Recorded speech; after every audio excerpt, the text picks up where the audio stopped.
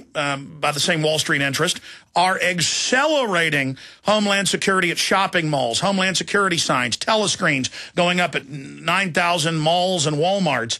I mean, it's all happening. And now we have Congressman Steve Cohen calling Republicans Nazis, Goebbels, and trying to say that it's their fault that this guy who, before he went completely schizophrenic, was a, quote, very liberal pothead. They are now trying to restrict free speech. Huge article from Steve Watson at prisonplanet.com. Obama may call for gun control during State of the Union. We also have the Examiner and the New York Daily News reporting that they're holding these 100 mafia people at a military base. This is the slow rollout of this Homeland Security grid. So I wanted to get Dr. Corsi first to talk about the Governor's Council that he's really been researching. I've even had JAG former colonels on who were saying it's very dangerous, and where all this is going, and what he thinks of Cass Sunstein calling for arresting global warming skeptics, what he thinks of Cohen behind the scenes now admitting that he pressured Time Warner to shut down Ventura's episode on the police state, which from the research, it's all documented. I mean, these are really dark times when Pennsylvania Avenue is lined with the bloodiest flag in history of the murderous communist Chinese. Our media is telling us how the Singapore/communist Chinese model is the model for the world. We're told China's now our owner. I mean, this stuff is accelerating, is it not, Dr. Corsi? Well, I think all the concerns are legitimate, Alex, and I share your concerns. Representative Cohen today issued a statement, a non-apology apology. I'm not sorry for what I said, but I'm sorry if it may have offended some people. It's the kind of way Cohen approached it.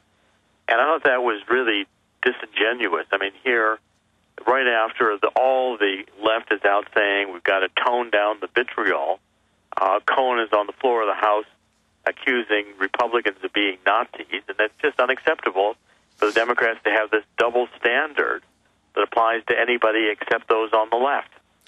Well, it's not just a double standard. We've seen Obama say they bring a knife, we bring a gun. We've seen congressmen saying he wants to line up Republican governors and shoot them. I mean, I'm nonpartisan, as you know. I'm just a libertarian that wants freedom. But, I mean, all the union thugs beating people up, I'd say Democratic vitriol and Democrat thugs attacking people in the streets, it's got to be 10-1 what we see conservatives doing. Well, and the left has been known for this forever. The tactic is basically, if you can't defeat your opponent by argument, engage in ridicule, brutality, anything to marginalize or beat up or intimidate your opponent. It's one of the themes of Saul Alinsky's Rules for Radicals. Ridicule your opponents, engage in ad hominem attacks, marginalize them, personalize the attacks. These tactics on the left are unacceptable, especially for anybody, libertarian, conservative, whomever, trying to pursue the truth. I'm an investigative reporter. You know, Alex, I've reported and criticized both Republican and Democratic presidents alike. I got excoriated by the George Bush supporters when I was writing The Late Great USA and reporting on the North American Union and the Security and Prosperity Partnership in North America. So it's really not fair to characterize me as a Republican. I'm not a member of the Republican Party. The only party I ever joined was the Constitution Party. Finishing up with the 10 FEMA regions, the Governor's Council, I know you've written some very piercing articles that concur with my analysis. To have Cohen running around when confronted by Ventura and saying that the Emergency Centers Act did not exist until he was handed the bill, and then he goes, oh, I do remember that now. I mean, it's a Perry Mason moment, Sylvester caught with a Tweety bird in his mouth. And then he goes on to basically say there's no Governor's Council, none of this is real, none of this is a threat. I mean, is he counting on people's ignorance? Well, I think he is. And first of all, Jesse Ventura has done very good reporting. I think this new series Ventura has on television is excellent. I especially like the show on the JFK murder conspiracy. I thought that was particularly well done. Well, he broke with insiders right before ClimateGate even came out. He had the basic ClimateGate info and exposed global warming. And, you know, Jesse went into that. He's got a mix of views, believing it. And I and others convinced him and showed him the documents, and so he told the truth. I mean, he's real, and that's what they don't like. Well, that's right. And I've written on the FEMA contracts. They have contracts. I don't have them in front of me right now, the articles I've written, but no, I know I sprung this on you, but I mean, let's talk about FEMA. I mean, talk about the They have had. There's contracts out there for the Department of Homeland Security, legitimate contracts with major contractors to build detention camps whenever they need them for whatever reason. And I've got to start getting into it again, but the directives on the national security directives that President Bush signed that basically give the president dictatorial policy powers, take over even all governments down to tribal governments. On the presidential declaration, there's a national emergency without the involvement of Congress in that declaration. President Obama has actually now started expanding these powers with executive orders again that buttress the office of the presidency in a self-declared emergency, national emergency by the president, to become a virtual dictator. And those are very frightening powers that I think, again, need to be constantly examined, and I need to get back to reporting on them as well. Well, it's going into high gear, and for Cohen to run around calling people Nazis, while at the same time, a few weeks ago, calling to cut down the vitriol. We need the fairness doctrine. We need to have the government regulate the Internet. I mean, there's no doubt. How many czars have we had praise Mao or praise Chavez? We have the FCC diversity czar openly saying we need Chavez-type media controls.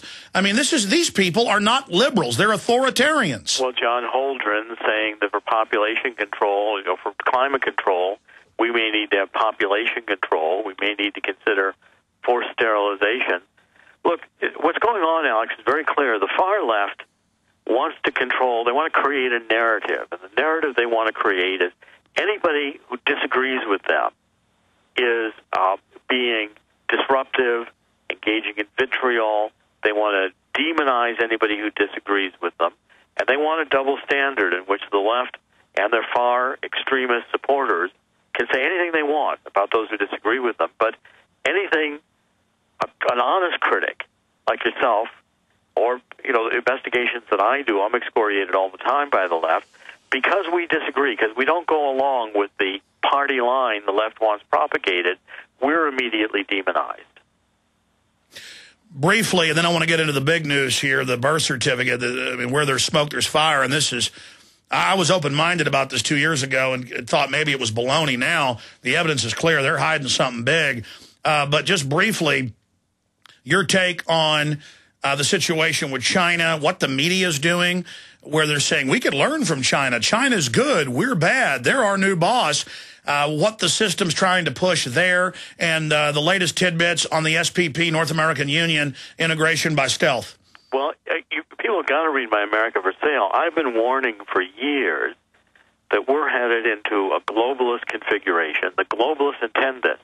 And it's, again, globalists of the left and the right.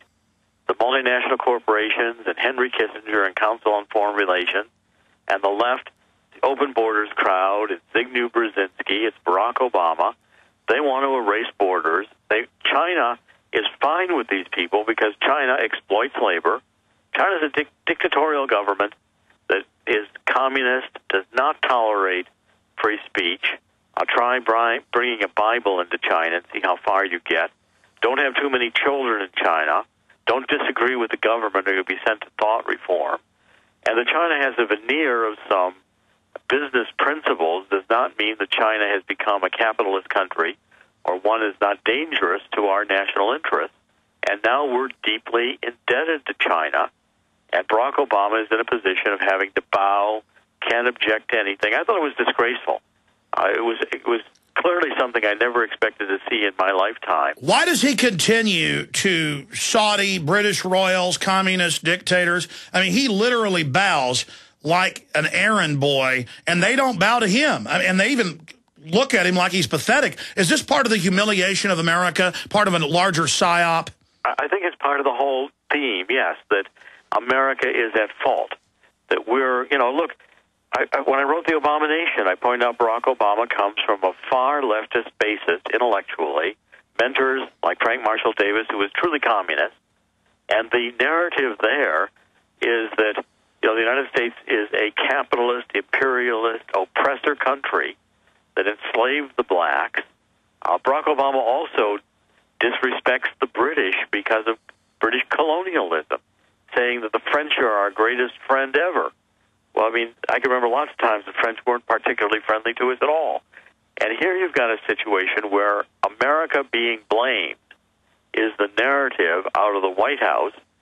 The apology tour that Barack Obama ran and continues to run is one that, does not acknowledge American exceptionalism, talks about slavery, but does not talk about the Civil War or the post-Civil War legislation which freed the slaves. But you don't dare talk about Hu Jintao being elected by a committee of dictators.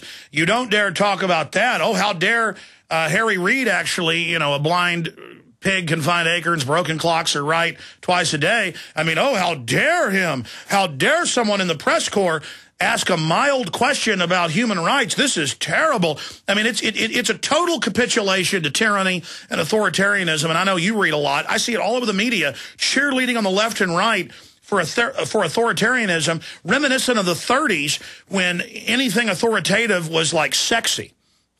Well, people, don't know because we don't teach history in the American schools anymore. But in the 30s, when fascism and Nazism were starting in Italy and in Europe, the U.S. was enthusiastic about both. Hitler was on the cover of Time magazine as Man of the Year. I mean, this is the kind of thing that you had that people don't remember. I've documented, others have documented it. You've got, the Wall Street crowd, including Prescott Bush, helping to fund the Nazis, the Dulles family, Averell Harriman, this whole group running Union Bank, which Franklin Roosevelt closed down because it was a Nazi bank being run in the United States. We want to erase all this part of our history, and we're doing it again. We're having both the left and the right falling in love with China, when I've warned again and again and again, America for Sale's key theme, that China exploits labor. Their whole proposition is that they have slave labor. They're going to continue slave labor. It's immoral. It's bad business. And China's moving to the point where they're going to demand assets. And they're now doing that. Now shifting gears, we're almost out of time. Let's get into the big news here with Jerome Corsi, who writes for WorldNet Daily, also writes with Red Alert there at WorldNet Daily. We're linked to it all at Infowars.com. Because we're about to go to break, I want to start talking about Hawaiian governor can't find Obama's birth certificate, suggests controversy could hurt president's re-election chances. The Mail looked into it, and they concur. Hawaiian governor claims record of Obama's birth exists in archives but can't produce the vital document.